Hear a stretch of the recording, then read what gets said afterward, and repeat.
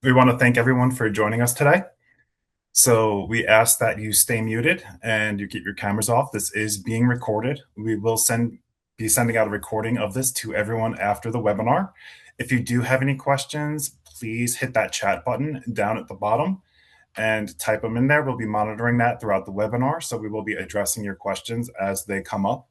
And before we start, if anyone in attendance could just give us a thumbs up or like a little response, let us know that you're able to see and hear us okay. That would be greatly appreciated.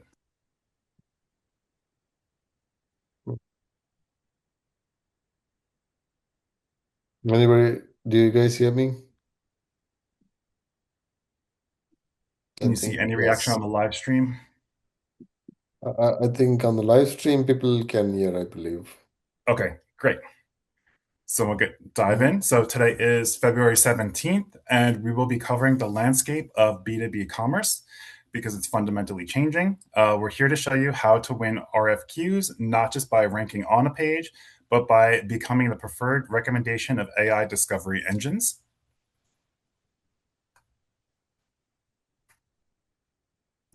So my name's Sean, and I am an AI Yeah. discovery and catalog intelligence lead here. I'm joined by Satish, the CEO. Satish, you want to do a quick introduction? Hi, everyone. Happy to connected with you as part of Commerce Shop. And we are going to a wide range of changes with the AI discovery. So we'd be happy to share our findings. And there are many more things will come up in another few more months. But whatever we have collected is to this date. We'll share those things. Excellent. And then here's what we'll be covering today. So, going to cover six main topics. We're going to be looking at the market shift that's happening. We'll define GEO, look at the four pillars of B2B GEO, the RFQ ready website, go over our implementation roadmap, and then discuss immediate next steps to gain a competitive edge. Mhm. So first, we're going to be talking about how the shift is already happening. So as you know, traditional SEO focuses on search engines, and GEO is going to be focusing on AI answers. So what that means is in this new era, your competitors are either invisible or they're winning. There is no middle ground. So remember, in the past, it was all about how you were tweaking your website, rating in SEO, and you could really kind of manipulate the algorithms to increase or decrease your placement. But now with AEO, that is shifting. So what you want to do is you want to become an authoritative source within your space quickly, get to the top of those GEO answers because your authority is going to keep you there. And as long as you're trusted, you're going to stay there. So it's either you're seen or you're not seen now with what is happening. So with that shift, we're seeing a massive 67% of B2B buyers now start their journey with AI tools like ChatGPT, Perplexity, or Gemini. So for comparison, only 33% are still using traditional search methods. So if you aren't optimized for generative engines, you're missing two-thirds of the market at the very start of the funnel. And we also do hear that there are some very old-fashioned B2B people out there where they don't really like putting their information on their website, so they're completely missing out. They're relying on phone calls, faxes, emails. Really what you want to do to get ahead and stay ahead of the game now is you want to be there in those GEO, and you want to focus your site and your data to be scraped by those AI tools and appear there. Mhm. Okay. So your buyers, they're not Googling the things anymore.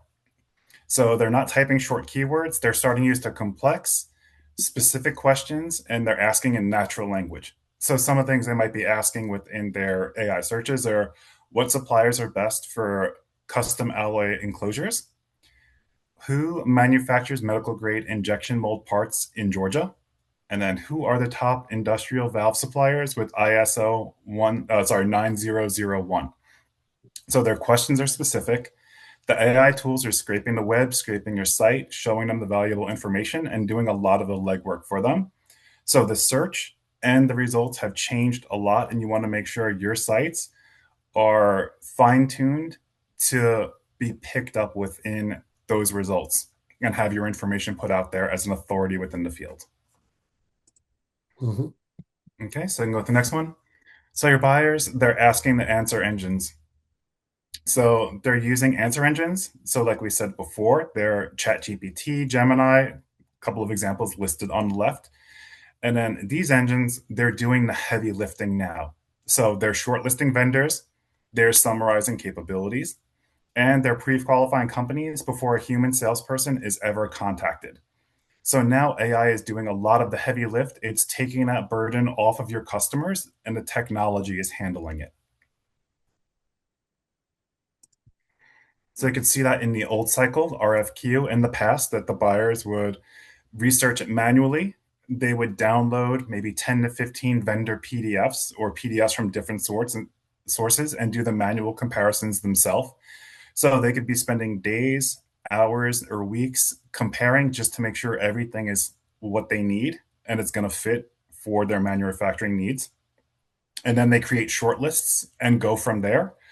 Whereas with AI enablement now, the AI is providing the pre-qualified shortlist within 60 seconds or less, depending. So buyers, they send their RFQs only to AI recommended vendors, and then your content is going to get them in contact with your 24/7 sales teams. Okay. And then what is generative engine optimization? Let's take a look at that. So with generative engine optimization, GEO, it's the practice of structuring your digital presence so AI systems can find your information, understand your capabilities, recommend you confidently, and cite you as authoritative. Now, this is all going to come down to how your data is broken down, stored, and being recognized by these crawlers. So, if you have any FAQ pages, any PDF manuals, you want to make sure all the information you need is there and it's scanned and it's showing that you're authority within that space. So, you don't want to have data that's contradicting itself because that's going to knock down your authority score. Okay. And then what's the difference between GEO versus SEO? So remember in the past, SEO, it was going on rankings in Google. You had keywords that people were searching by. It was going off of backlinks, how your backlinks were categorized, and if it was to legitimate sources, and also how your pages are ranked and the traffic coming through the site. So with GEO, you're getting checked by AI. So it's looking at your entities and the content. It's looking at your authority and your trust signals within the site. It's saying, can the AI extract that information and regurgitate it? And it's also going to be giving the AI the traffic now. It's going to be coming from your AI driven referrals. So your buyers, they're entering your sales funnel deeper through the process. As we mentioned on the previous side, they're no longer collecting data from multiple sources and comparing the PDFs or the manuals themselves. They're trusting on the AI to do that in a reliable fashion. Okay. Mhm. And let's go on to the next one. So, for example, you can see here that a buyer asks, like, who are the leading custom stainless steel tank manufacturers in the Southeast? And the results, the AI is going to show you company A, company B, company C. Now, why is this? These companies are winning because their websites clearly list manufacturing capabilities. They have their structured data and their schema done. It's going to display their certifications and provide authoritative content within them too. So now Satish is going to take over and he's going to go over the four pillars and how that's affecting the GEO. Right, Sean. Thanks for that. Am I audible, Sean? Okay, I think so. All right. So, yes, you're So, audible. thank you. So, so the basic thing, like on GEO, the major four pillars will cover all those things. Okay.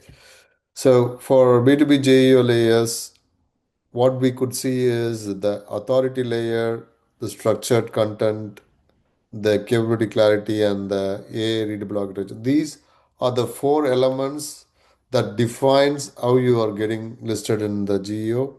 So we'll cover them one by one.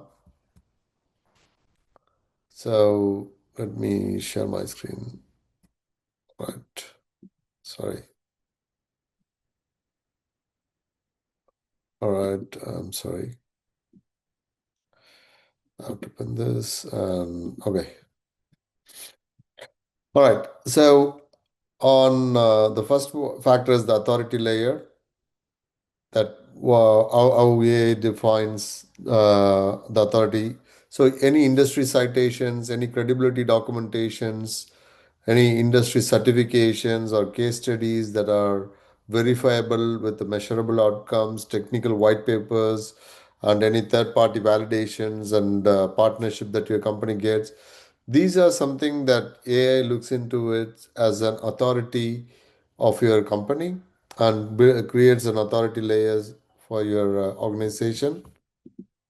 And some of the classic way, even when you're writing the homepage meta title and meta descriptions, we can include these kind of authority so that um, these tools can understand about your way that it is being presented to them. Like for example, I would say, like, in general, as a weak meta title, we will for SEO will write, we provide excellent e-commerce solutions. But in today's AI world, we need to write those titles to be like ISO certified B2B commerce platform and serving 150 plus manufacturing clients with outcomes and integrates with SAP. These kind of information you need to share to these tools so that it can create the trust around the information it has gathered and list you for whenever there is somebody searching for your site or searching for your services, they can list with you. And the next one is how you are sharing those content. So for GEO, they wanted all these contents to be available as a schema markup. So each page we need to clearly share those information with the schema markup technique. The structured data technique we need to follow for each pages, like what are the FAQs in each page, what are the contents, what are the main authority elements. Even the author of the content that you're providing should be shared in the schema markup. That is how it creates the authority. So those things are important. Any product specs, any comparisons, or any mission readable attributes like materials, certification, those are important mission readable attributes. And also, you can share the taxonomy or category structure to these tools so that it can create an intelligence around your company, around the products that you sell pretty easily. And also, any use cases with the industry problem and product comparisons, you can share all these things in the structured content. And the other important thing is the capable clarity. That is the third pillar. So, what are the ways that you solve problem? What are the problems you solve? And you need to have a dedicated pages for each capability so that it can create an index and process it properly. And similarly, we need process documentations like how you do it, those kind of implementation documentation. If you can have it about your manufacturing process, that will also be helpful for when somebody is searching for some use cases with some specific process. Your company will be listed out for that, and any industry compliance, any facility details like how big your manufacturing unit is. Those kind of information again gives an confidence to these tools when somebody is asking for an high volume product purchase. If your facility is big to manufacture those products, generally these AI tools will list your site uh, at a much higher ranking. And the AI readable architecture. This is again a clear navigations. You need to provide semantic proper interlinking and FAQs aligned to buyer queries. All these things are readable for AI tools, and also provide these in JSON format so that it can process those data pretty easily. So one of the case study that we have seen is with the GEO is uh, for an industrial parts distribution center in Atlanta, where you could see that when before the GEO implementation, they were when somebody is searching for best industrial parts distributor around Atlanta, or just best industrial parts distributor. It was responding for different companies that none of our clients, and they were not getting any zero clicks. After we added all the industrial pages, published technical articles, and added comparison page, capability matrix, all these things we added. After 90 days, they started getting listed in the AI responses at least 60% of the time, and they started getting 23% of more RFQs with zero click RFQs were started appearing. People were straight away coming to the RFQ page and they are filling out the form. So people are seeing a boost in their engagement and conversions after they started implementing with GEOs. So when you take GEO, there is two ways. One is definitely the tools and the everything. But on the content side, there has to be a lot of questions you need to understand, not only on the way that you share the information to these tools, how you are sharing it, what kind of questions you are sharing is also an important element. So, what questions people will ask whenever somebody is having a problem and they are trying to buy some of the products that you sell, what are the things they'll ask? So, those kind of capability questions: does this work or not? Is this fit for me or not? Those fit questions, and is this the best product in the industry? Trust questions. All these different types of questions would be there. We need to create contents for them. So you can also, if you don't know what kind of specific problems or what kind of questions people will ask when they have the specific problems, if you don't know how to articulate it properly, you can use AI's ChatGPT to understand what my customers will have these what problems they might be asking and how they would be asking in the system. The chat gpt itself will give you those kind of specific problems questions and industry sizes, what are the competitors. So all these kind of questions it will generate. All we have to do is clearly answer those questions, and that is readable by these AI tools, most important. So, so this is how you could see if an AI can answer, you will be easily getting more RFQs. If the AI can't answer, you're not AI, you're AI invisible, and you won't be getting any RFQs. So, content opportunities for B2B commerce, you can look around when you are trying to sell big items to these big companies. You have to have these kind of evaluation gates for companies, integration gates, ROI calculators, compliant guidelines. What is the process to deliver those kind of products? So, all these things are important content opportunities for B2B commerce. And the next one is the pricing transparency questions. Many companies don't share, specifically for B2B, they don't share the pricing, they just have the button, get the quote now. But with AI, people are looking to get the at least a ballpark estimate of what would be the price it is in the industry. So it is, even if you don't do it, somebody is going to do it. It is better to give a ballpark pricing or some kind of a pricing range so the user can decide whether to contact with you or not. So that it is again a way that AI qualify a serious buyer for you, and these buyers will obviously call you and set up a meeting. Any questions?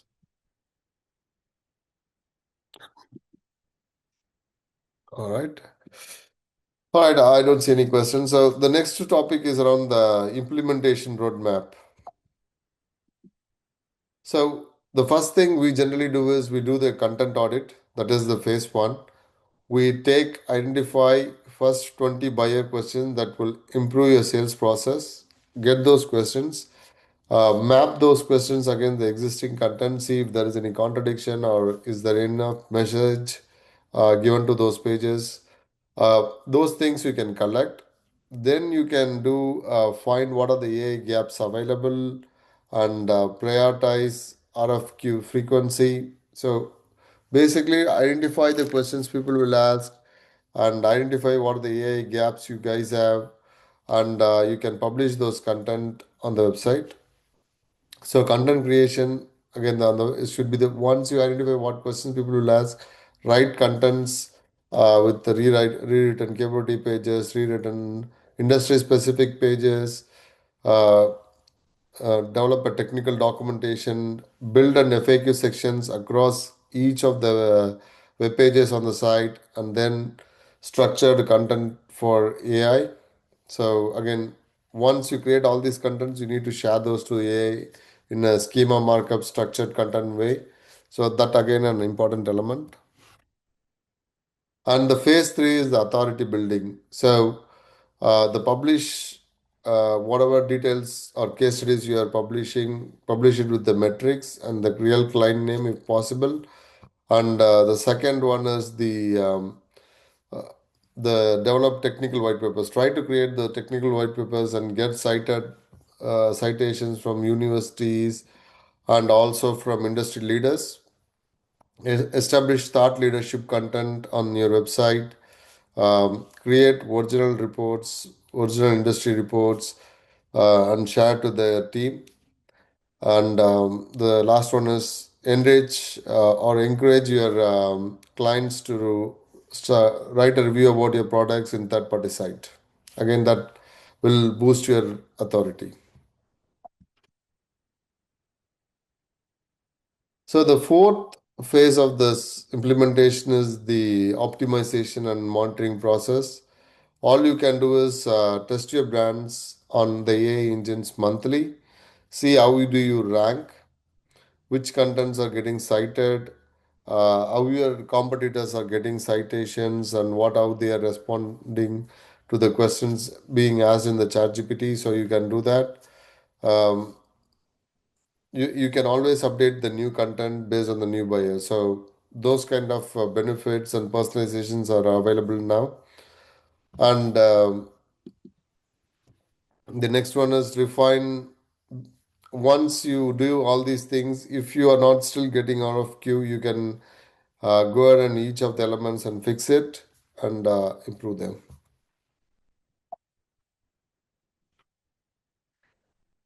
And this is one of the monthly tests we highly recommend. We are using a tool called Fancy AI. That's again in a way that will do the AI visibility monitoring for us. Or you can also manually go and check the ChatGPT and Perplexity to ask a question like who provides custom quoting for, or are you mentioned on the citations, or any information inaccuracy. All these things you can do a quick monthly test on your website using these tools and decide if there is anything to be adjusted to make it correct.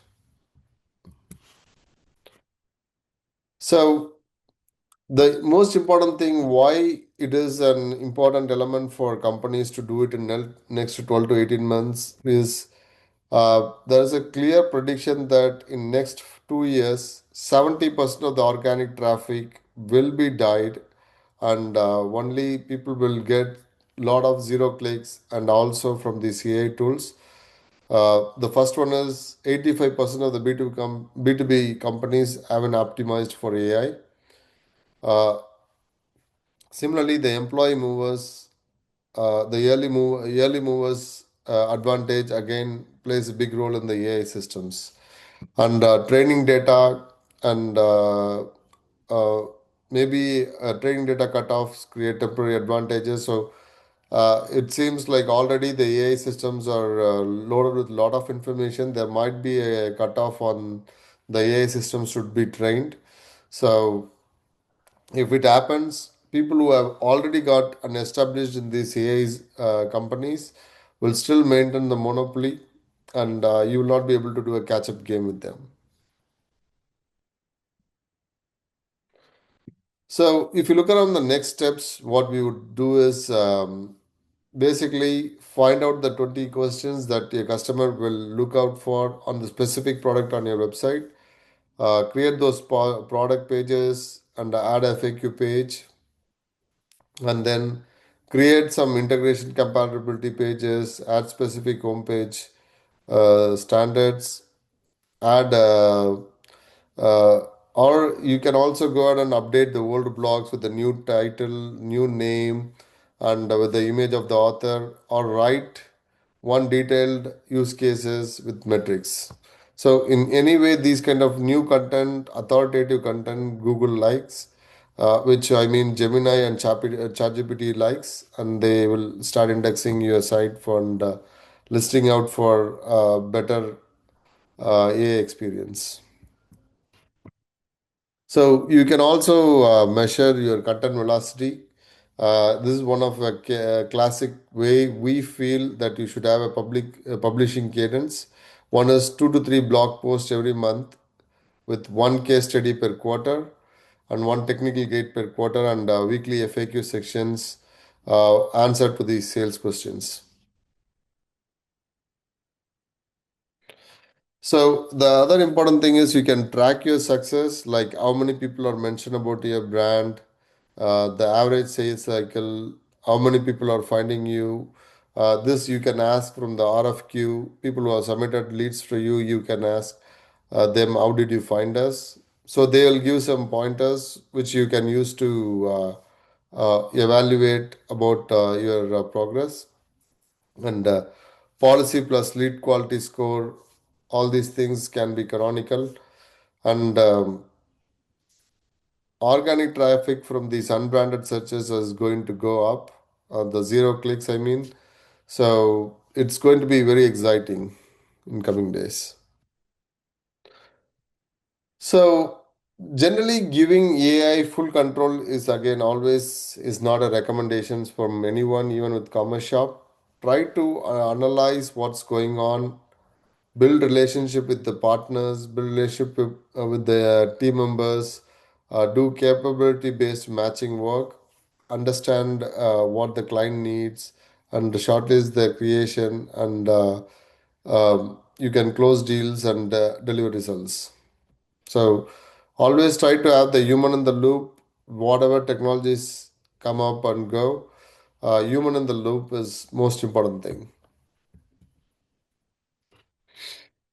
The risk of waiting. This is again an interesting topic, I would say. Competitors who establish the authority first and the knowledge graph, it starts at the pinnacle point of your industry. Um, it will be very difficult for you to display. It would be very difficult to um, replace that company. So always you have to do a catch up as a player, and you'll most time you'll lose. So if you wanted to start now, start doing some evaluation and recommendations and modifying the site based on the recommendations provided from the audit. And so these things will improve the RFQs on your site, and the sales cycle would be way shorter. So the key takeaway is AI is already being used by 67% of the purchase buyers. GEO makes the company's products and listings to be more discoverable and recommendable to AI. Always focus on getting good authority source links, backlinks, and also get citations and everything. So it would be an easier one for AI to decide about your company. Implementation is content heavy, so you need to write lot many contents now. And in our opinion, if you do all these things, at 12 to 18 months uh, would be an competitive probability that you will be the winner, because nobody is doing all these changes on the site. So our opinion is to not do all the AI implementations and geo implementation at the same time. It is better to start with a quick win and build a systematic approach on your site. Right? Any questions?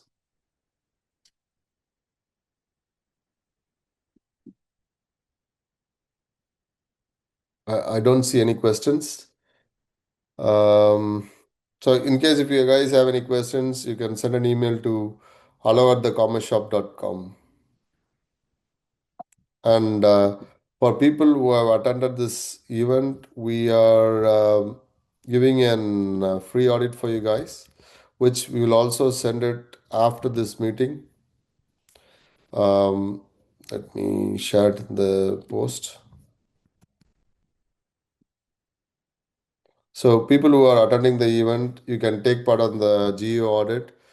People who are watching this in the LinkedIn Live, we'll also post this in the comment link. You can click on that and take that GEO audit, where we'll cover what are the 10 key areas that you can focus on, what are the 20 probability questions that your customers might be asking AI, which you don't get answer from your sites. We will do all those competitor analysis and everything and provide you a free report. Try to take advantage of those geo reports, and would be happy to connect with you and discuss those things. Any other questions? Sean, do you have anything to add to this? No, I think everything was covered. Thank you. Thank you, guys. Thanks for your time. And we hope we'll connect with you for another webinar that talks about most interesting things with AI and how it can help your business. Till that, bye from us.